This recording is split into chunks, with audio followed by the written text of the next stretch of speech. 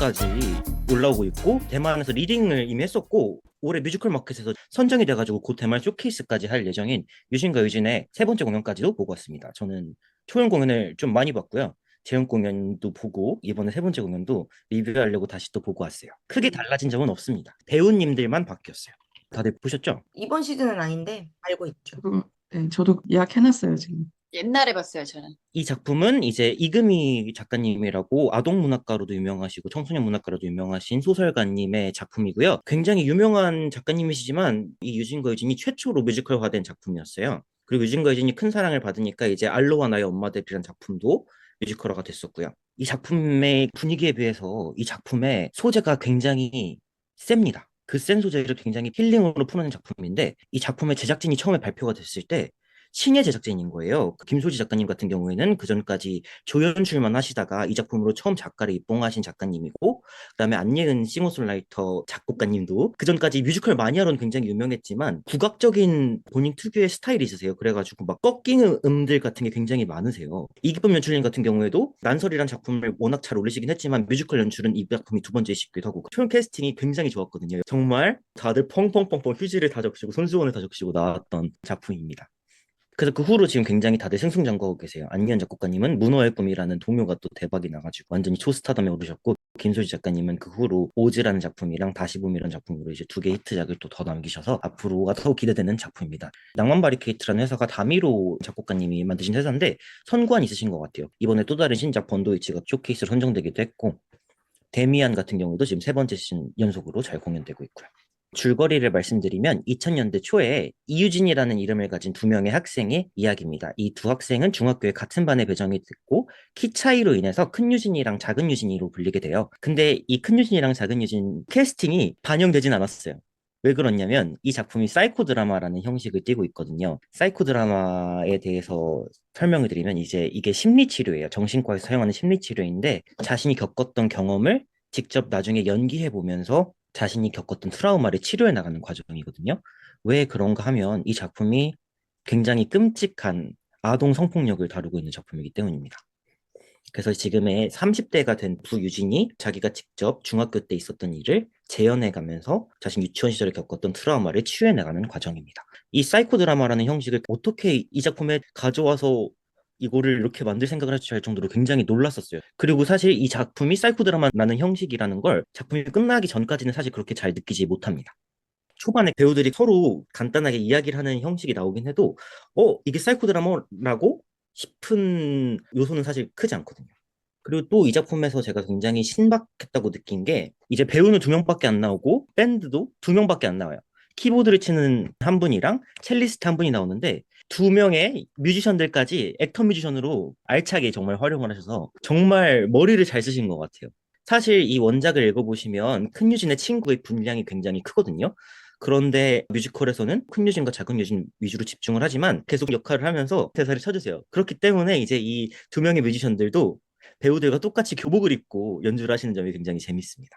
그리고 이 작품이 굉장히 마음 아픈 소재를 다루고 있지만 이 작품의 분위기는 흔히들 그 나이대의 중학생들이 고민할 만한 이성교제에 대한 고민, 성적에 대한 고민, 그리고 아이돌을 좋아하는 내용이 나와서 실제로 그 당시에 아이돌 넘버 같은 장면이 나와서 진짜 콘서트처럼 동혁 오빠가 나와가지고 선글라스를 끼고 관객들한테 환호를 하고 무대 배경에 음악방송처럼 배경이 나오기도 하고 자막도 나와요. 심지어 가사가 그 당시 음악방송처럼. 그래서 진짜 호응도 하고 관객들한테 악수도 해주고 그 와중에 또 쇼스타프 넘버가 나오는 거죠. 이제 이 작품의 갈등은 큰 유진이라는 친구가 공부를 잘하는 작은 유진이라는 친구처럼 오해를 받게 돼요. 그래가지고 그 오해 덕에 건우라는 친구와 사랑에 빠지게 되는데요. 건우의 엄마는 아동 전문가세요. 지금의 오은영 선생님 같이 되게 유명한 아동 전문가신데 건우의 엄마가 큰유진과 자기 아들이 사귀는 걸 알게 되니까 너 그런 애랑 사귀지 마라고 이야기를 하는 거예요. 아동 전문가임에도 불구하고. 그래서 큰유진이 잊고 있었던 내가 무슨 일이 있었지? 내가 왜 그런 애지? 하고 이제 자기 엄마를 찾아와서 묻게 되고 자기가 겪었던 일을 알게 되고 또 그 일을 전혀 기억하지 못하던 작은 유진에게도 그 이야기를 얘기하게 되고 작은 유진도 혼란에 빠져서 방황을 하게 되고 굉장히 모범생의 성적이 좋았던 친구인데 수학여행을 갔다가 수정이라는 친구가 담배도 권하고 술도 권하고 그러면서 그 다음에 점점 학원에 빠지고 춤을 추러 다니게 되고 그러다가 이제 그걸 부모님한테 들켜가지고 집에 감금이 돼요.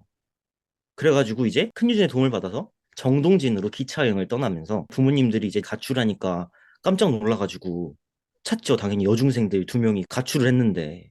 그래가지고 이제 부모님들이 찾아와서 과거의 상처를 치유해 나가는 과정인데 그 전까지는 큰 유진의 엄마를 작은 유진 배우가 연기하고 작은 유진의 엄마를 큰 유진 배우가 연기해요. 그래서 사실 엄마가 퍼펫처럼 인형으로 연기를 하는데요. 이제 맨 마지막에 있는다고 없는 일이라는 과거의 트라우마를 직접적으로 마주하고 치유하는 넘버는 이제 작은 유진 배우님이 아, 이거는 내가 직접 연기하고 싶다. 그래서 직접 본인이 본인의 엄마가 돼서 연기를 하는데 정말 그 장면에서 다들 폭풍 오열을 하십니다. 그리고 실제로 안니은 작곡가님이 이 넘버 같은 경우에는 본인의 어머니와 넘버를 녹음하시기도 했어요. 그래서 그 싱글로도 나와가지고 굉장히 많은 사랑을 받았었습니다. 저는 이 작품에서 가장 신박했고 가장 좋았던 넘버가 작은 유진이 댄스에 빠져가지고 춤을 추는 지하의 이카루스라는 넘버예요. 작품에서는 자세하게 나오지만 뮤지컬에서는 그렇게까지 자세하게 나오진 않거든요. 그런데 이 뮤지컬이 작은 유진이 이카루스라는 댄스 클럽에 가서 춤에 빠지게 되는 과정을 굉장히 효율적인 방법을 사용하는데 그게 바로 루프 스테이션이라는 악기예요.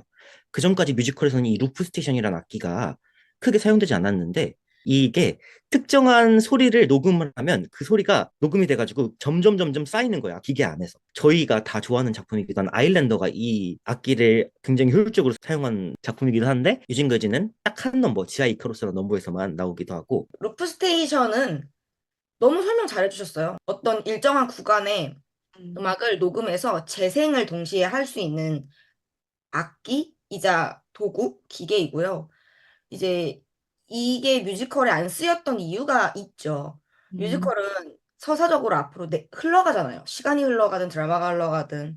근데 루프 스테이션은 같은 구간을 반복하기 때문에 음악이 수평적으로 흘러가지는 못해요. 다만 수직적으로 쌓이죠.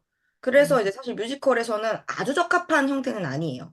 그런데 우리가 아일랜드 같이 좋은 예가 있듯이 이게 수직적으로 쌓아야만 만들 수 있는 어떤 장면이나 드라마가 있단 말이에요. 그래서 그런 거에 아주 적절히 활용하면 너무너무 좋은 효과를 볼 수 있다고 생각하고, 네이처 오브 포게팅도 루프 스테이션을 완전 적극 활용하는 극이거든요.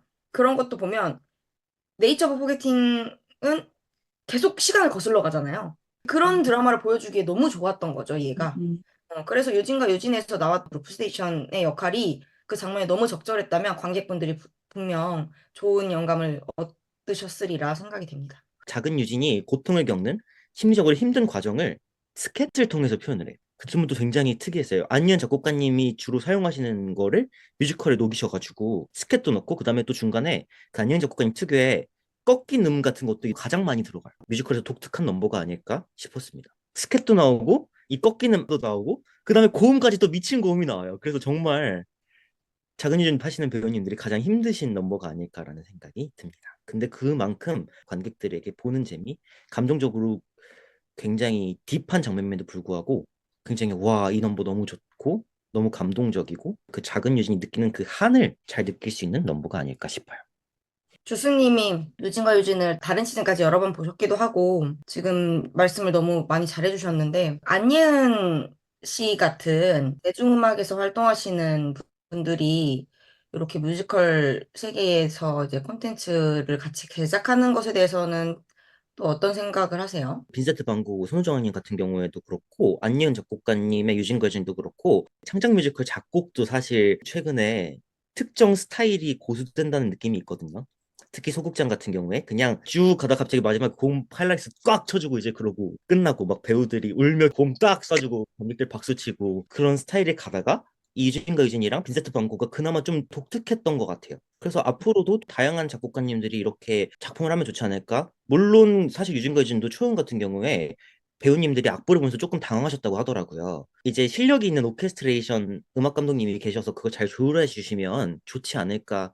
굉장히 다양한 색깔들이 나오니까 저는 긍정적입니다. 좋은 음악 감독님과 함께 배우님들과 함께 개발 과정을 충분히 거친다면 굉장히 독특한 색깔의 음악들을 많이 만나볼 수 있을 것 같아요. 저도 다양성 측면에서 너무너무 환영하고 대중음악 싱어송라이터들이 할 수 있는 또 색다름이 있잖아요. 네, 그런 측면에서 창작 시장이 다양성을 띠기 위해서는 많은 분들이 관심을 가져주시면 좋겠다. 이런 생각을 늘 합니다. 어찌되었든 그 아티스트의 팬덤이 또 유입이 되는 현상이 손이 유입되는 건 너무 좋은 현상이죠. 그러니까 그리고 새로운 다행히 유진과 유진은 이 아티스트의 팬덤과 작품의 관객층이 딱 들어맞는 절묘한 현상이 있었다고 생각을 합니다. 저는 유진과 유진은 드라마는 되게 재밌게 봤고요.